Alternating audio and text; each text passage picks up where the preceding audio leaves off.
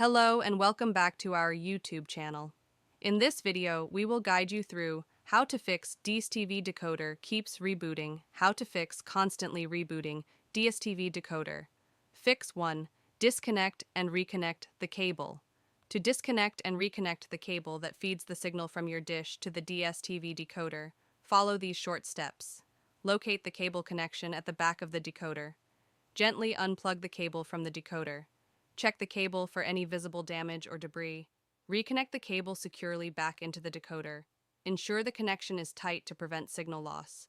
Power on the decoder and check if the issue persists. Fix 2. Keep your smart card inserted. Locate the smart card slot at the back or side of the decoder. Insert the smart card into the slot with the chip facing down. Ensure the smart card is inserted completely and securely. Check the decoder's display or the TV screen for confirmation that the smart card is recognized. Avoid removing the smart card unless necessary, such as when upgrading or moving the decoder. Keep the smart card away from heat, moisture, and magnetic fields to prevent damage. Fix 3.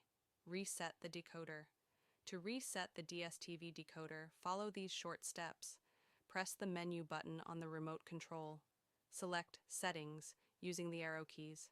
Scroll down and select System Settings. Select Reset Decoder Settings. Enter your decoder's password if prompted. Confirm the reset by selecting Reset. Wait for the decoder to reboot and complete the reset process. Once reset, the decoder will return to its default settings.